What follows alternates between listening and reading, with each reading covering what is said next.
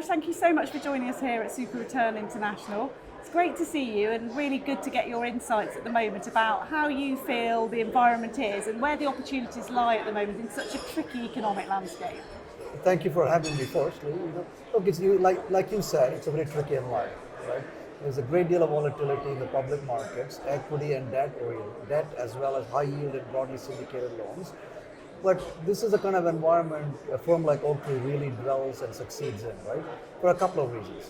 One, the firm's DNA and the history is one of downside protection. So are we worried about the market? Not really. Are we focused on what's happening? Absolutely. But therein lies opportunity.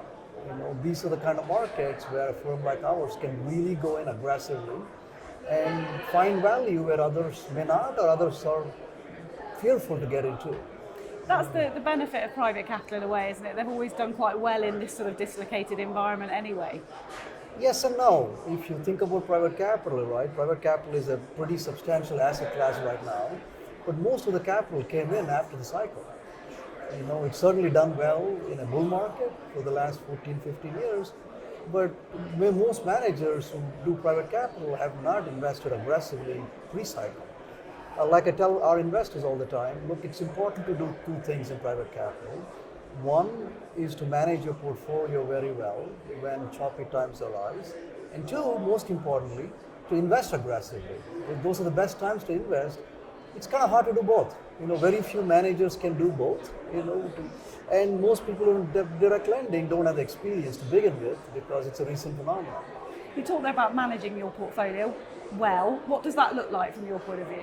It's still early, you see the volatility in the public markets, but it feels more technical. But the public markets usually get volatile on expectations of what's going to happen, right? So it's still early to see this. You see the normal things in the portfolio, generally speaking, which is inflation. All kinds of inflation, fuel, wages, supply chain.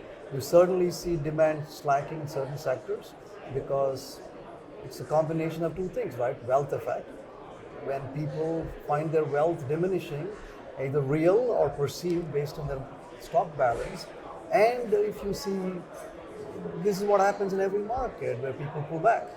Prices going up, my wealth is going down, so people pull back. And it's still early, but it's certainly happening across all sectors, not just one sector. Would you say there are any areas in particular that you think will do well in these sort of times and in this climate? One hot topic has certainly been private debt, for example. Private debt has done well, but like I said, it's a product which substantially emerged after the cycle, right? It was tested to a little bit during COVID, but it was short-lived, right? 3 months later, everything came back. I'll quote what my boss always quotes from Warren Buffett, right? Which he says, look, only when the tide goes down, you'll see who's swimming naked, right? So you don't know how private debt will do and how do managers perform because they've not been tested yet. I'd like to say, I've been doing this in Oaktree for 20 years, and people say, what do you bring to the table? You say a lot of lessons.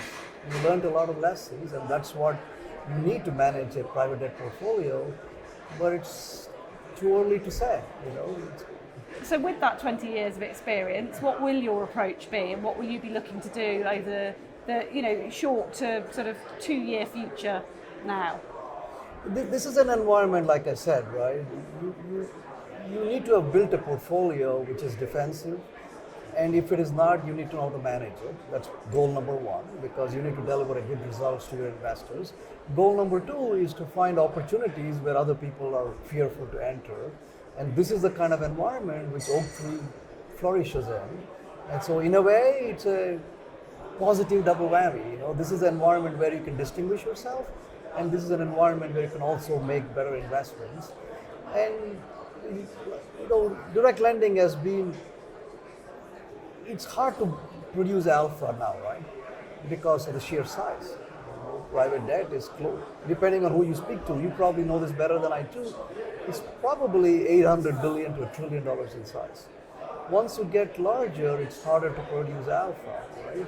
So, but these are the kind of environment where somebody can really produce substantial alpha but not easy. Easier said than done is the best way to describe it. You talked there about Oaktree being good in this environment. What sort of teams do you need in place to be able to succeed, and what have you got at Oaktree that you think does give that sort of value as a team? Well, that's a good question. Firstly, the DNA of the firm, right? We're built this way. We are built in a way not to get feared, not to get scared when choppiness occurs, and most importantly, built in a way to take the opportunity. Everybody you speak to today will say, hey, this choppiness is great, I can invest in it. Very hard to do because you're worried about your portfolio to begin with. The sky is falling down, and those are the best times to make investments, right? But it requires a platform and a DNA to do that. And your question was, what kind of platform do you have? First is the people, right? The people we have all have experience doing this for a couple of decades now. And the culture and the infrastructure is set up in a way to benefit from this and not to have any kind of pressure and to do what is always right for your investors and produce outsized returns in these markets. So if people at this conference were to have a conversation with you here, what would be the key message you hope, just finally, that they would take away from talking to you this week? Ooh, that's an interesting one, right? I would say this is not an environment to be sanguine about your portfolio. Most people I speak to here, many of them, not most, would say their portfolio is great and they feel very good about it. It certainly doesn't feel like that. I don't know.